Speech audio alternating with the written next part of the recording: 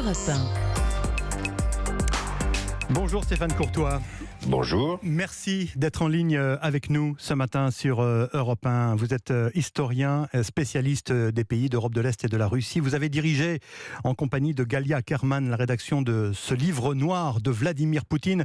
Ce livre noir qui fait un peu référence, il faut le dire, au livre noir du communisme que vous aviez publié il y a quelques années, c'est bien ça. On va parler, 25 ans. Voilà, on va parler du conflit en Ukraine dans un instant, Stéphane Courtois, puisqu'on a passé le cap un peu symbolique des 300 jours de conflit le week-end dernier. D'abord, ce livre, vous le présentez comme une chronique de la somme des crimes de Poutine contre son propre peuple, c'est bien ça ? Ben oui, il faut bien dire que l'affaire ukrainienne n'est pas la seule.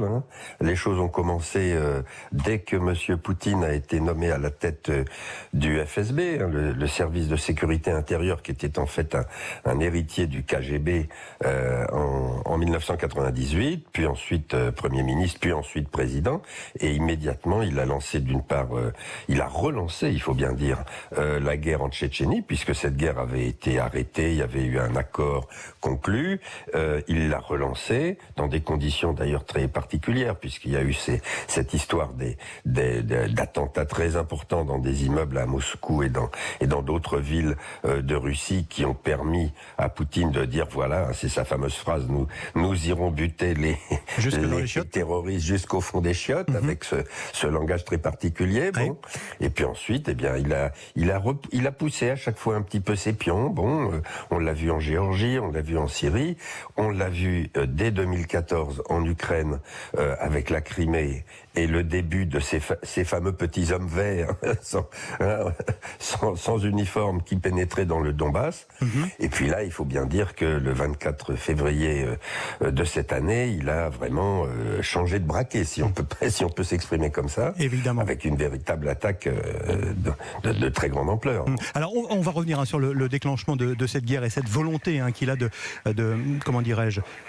reconstruire en quelque sorte l'Empire soviétique. Moi, la question qu'on peut se poser aussi, et d'une certaine façon vous y répondez dans votre livre, comment vous expliquez que le peuple russe se soit finalement laissé dompter par Poutine ? Dompter, vous savez, il faut bien voir dans quelle situation était la Russie au moment de l'explosion de l'Union soviétique. C'était un véritable désastre économique, social, écologique. C'était un véritable effondrement. Et les populations étaient les premières à en souffrir.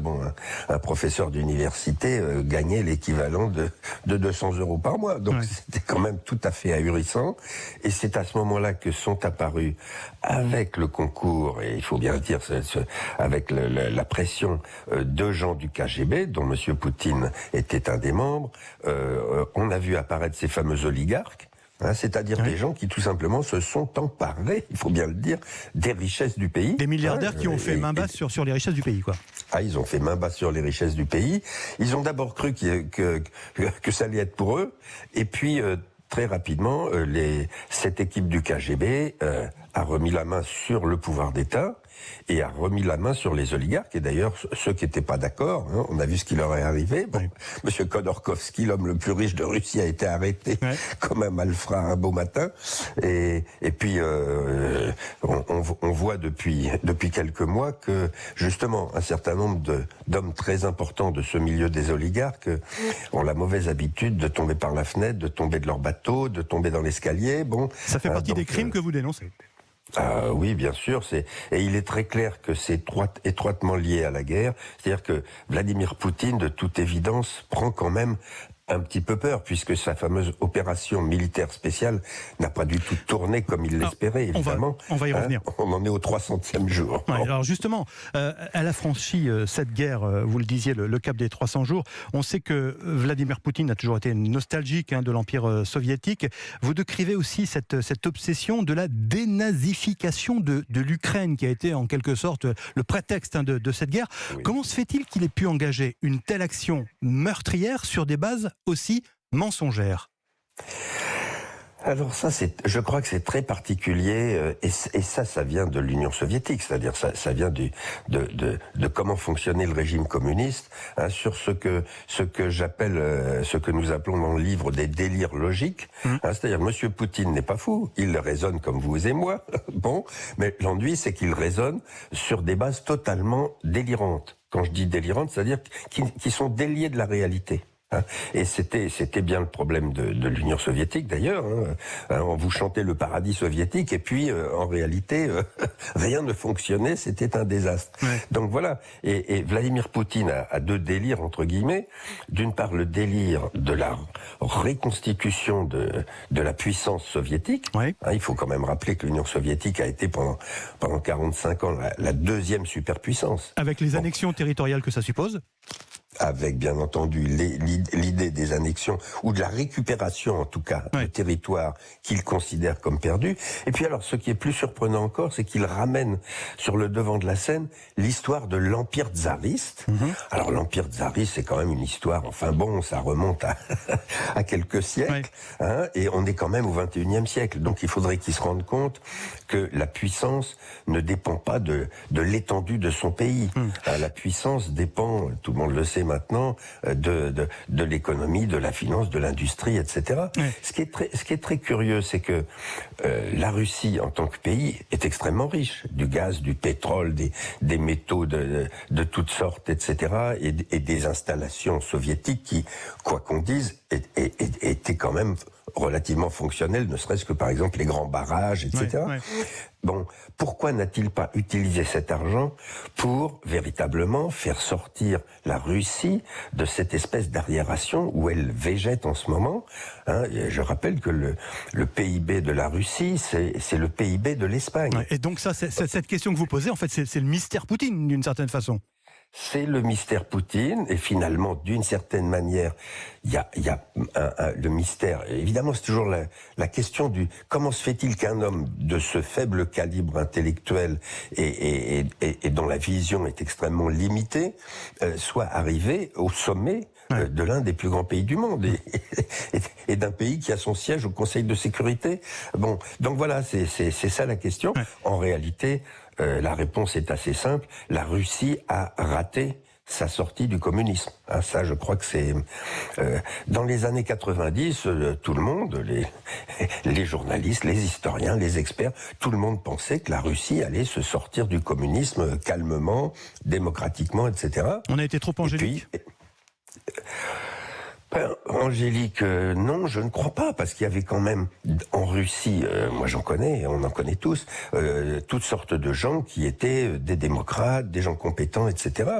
Simplement, cette équipe du KGB a coquiné à toute une mafia, a remis la main sur le pouvoir, hein, et on l'a vu d'ailleurs au moment de la mobilisation partielle qui a été proclamé par Poutine, là, il y a quelques semaines, de voir ces centaines de milliers de jeunes hommes qui sont l'avenir de la Russie, qui fichent le camp à toute vitesse à l'étranger pour ne pas être enrégimentés et ne pas aller se faire tuer dans une histoire complètement folle. Il se chiffre en centaines de milliers, hein, d'après les chiffres, alors qu'ils ne sont pas véritablement officiels, mais c'est un véritable exode d'une certaine façon. C'est très très impressionnant de voir toute une jeunesse masculine s'enfuir de son pays. Ça devrait faire réfléchir. Comment expliquez-vous, Stéphane Courtois, que sur le plan stratégique et militaire, qu'il se soit Vladimir Poutine trompé à ce point face à la résistance ukrainienne, évidemment. Oui, mais il s'est trompé parce qu'il a été trompé, d'une certaine manière, par ses services, évidemment. Le problème, ce qu'il faut bien comprendre, c'est que le système Poutine est un système totalement corrompu. Bon, donc sont au sommet du pouvoir des gens qui sont là pour se remplir les poches. Un point, c'est tout. Et donc, évidemment, à partir du moment où Poutine a imposé le monopole de son pouvoir, tout le monde le sert. Tout le monde le sert en se disant, je prendrai au passage ma petite part. Voilà. Hein. Et évidemment, quand on fonctionne dans un système comme ça, on est très mal informé. D'autant que vous l'avez vu avec le Covid, Poutine s'est enfermé au Kremlin. Parce que c'est quand même un monsieur, ce qui est normal d'ailleurs pour un homme du KGB, c'est un monsieur très paranoïaque. Paranoïaque, oui, c'est ça, ouais. Il voit des ennemis partout. Bon, donc il s'est enfermé au Kremlin et il s'est enfermé dans une espèce de bulle à la fois sanitaire et intellectuelle. Et il a été très mal informé. Et puis surtout, cette armée russe que tout le monde, tous les experts présentaient comme la troisième armée du monde, la deuxième armée du monde, etc.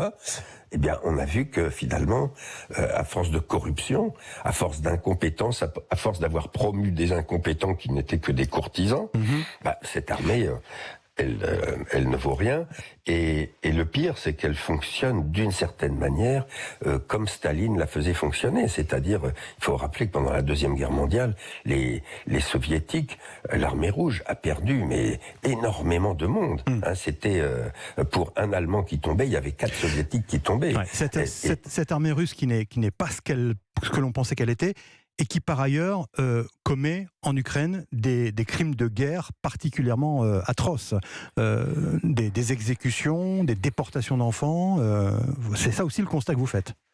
Ben oui, mais alors ça vraiment, ça vient de l'Union soviétique, hein, parce que vraiment l'armée rouge se conduisait exactement comme ça, hein, que ce soit en 1944, 45, dans toute l'Europe de l'Est, où elle passait, quand elle a repris l'Ukraine, bon, en 44, puis ensuite l'Allemagne, ça a été ça, avec une chose qu'il ne faut jamais oublier dans ces affaires de guerre et en particulier dans celle-ci, c'est le pillage. Hein, si on fait la guerre, c'est aussi pour s'emparer de richesses. Et d'ailleurs, Vladimir Poutine ne s'en cache pas, puisque il reprochait aux Occidentaux de vouloir le priver de l'Ukraine, hein, ce qu'il qualifie de juteux morceau. L'Ukraine est un juteux morceau dont les Occidentaux veulent le priver. Bon, je crois que tout est dit. Stéphane Courtois, est-ce que Vladimir Poutine peut perdre cette guerre et est-ce qu'il peut être renversé au Kremlin?